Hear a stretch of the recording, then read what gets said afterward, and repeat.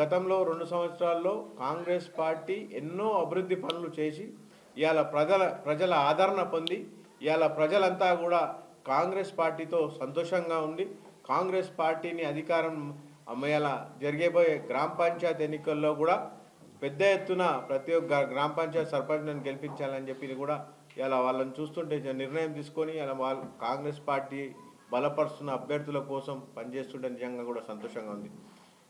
ఇలా కాంగ్రెస్ పార్టీ ఏదైతే మహిళల కోసం చేస్తుందో మహిళల అభివృద్ధి కోసం ఇలా మహిళలను కోటీశ్వరులు చేయాలనే ఒక సంకల్పంతో ముందుకెళ్తుంది. అదేవిధంగా ఇలా మహిళలకు పెద్దపీట వేసి ఇలా చాలామంది ఇలా 50% రిజర్వేషన్లు చాలామంది మా మహిళలంతా కూడా ఇలా కాంగ్రెస్ పార్టీ తరఫున పోటీ చేస్తున్నారు. ఇలా ఎన్నో జనరల్ సీట్లలో కూడా ఇలా మేము చాలామంది ఎస్సీ ఎస్టీ బీసీ మైనారిటీలకు కూడా ఇలా జనరల్ సీట్లకు కూడా మేము ఏదైతే మేము 42% రిజర్వేషన్ కలిగిస్తామని చెప్పి ఏదైతే 42% రిజర్వేషన్ మేము ఏదైతే అసెంబ్లీలో తీర్మానం చేసి కేంద్రానికి పంపించినామో దాన్ని ఇవాళ కేంద్రం అమలు చేయకపోయినా మేము పార్టీ పరంగా ఇవాళ జనరల్ సీట్లలో కూడా మేము ఇవాళ 42% రిజర్వేషన్ మేమంతా కూడా అమలు చేస్తున్నాం. ఇవాళ కాంగ్రెస్ పార్టీ మొట్టమొదటిగా ప్రతి ఒక్క గ్రామాన్ని అభివృద్ధి చేయాలి. గ్రామంతో మనకంతా కూడా ఏదైతే గ్రామం అభివృద్ధి జరుగుతుందో గ్రామం అభివృద్ధి జరుగుతూనే రేపు రాష్ట్రం గట్టిగా ఉండాలని నమ్మే పార్టీ కాంగ్రెస్ పార్టీ. గ్రామ స్వరాజ్ అనే నినాదంతో కూడా ఎప్పుడు కూడా కాంగ్రెస్ పార్టీ ముందుకు పోతుంది. ఇలా కాంగ్రెస్ పార్టీ ఎన్నికలకు పోతున్న సందర్భంలో నేను మా ప్రజలందరితో ఒకటే విజ్ఞప్తి చేస్తున్నాను. ఇలా ఏదైతే మీరు కాంగ్రెస్ సర్పంచ్లను గెలిపిస్తున్నారో ఇలా కాంగ్రెస్ పార్టీని బలపరచాలి. ఇంకా కాంగ్రెస్ పార్టీ బలపరిచిన క్యాండిడేట్లను మీరంతా కూడా ఓట్లేసి గెలిపించాల్సిన అవసరం ఉంది.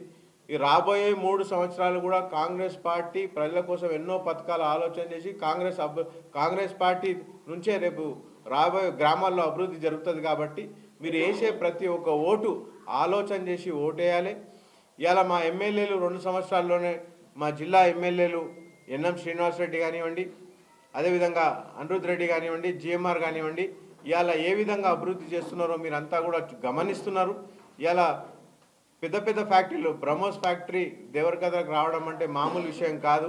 ఇటువంటి అభివృద్ధి లేని ఐఐటి ఇలా మనం సాధించుకున్నామంటే ఇదంతా కూడా మన ఎమ్మెల్యేలు చేస్తున్న అభివృద్ధి. ఈ అభివృద్ధిని ఇట్లనే కొనసాగించాలి. అదేవిధంగా గ్రామాల్లో ప్రతి ఒక్క అంశంలో ఇలా మనం ముందుకు తీసుకుపోవాల్సిన అవసరం ఉంది. ఇంకా గ్రామాల్లో చేయాల్సిన చాలా పనులు ఉన్నాయి.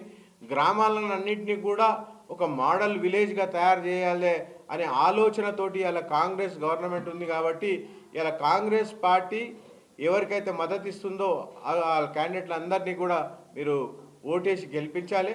ఒక్కసారి కూడా మన విధంగా పట్టణ లెవెల్ వరకు కూడా మేము అన్ని కమిటీస్ పూర్తి చేసుకుంటాం తొందరలోనే. రేపు కాంగ్రెస్ పార్టీని బలోపేతం చేయడానికే మా ముఖ్య లక్ష్యం.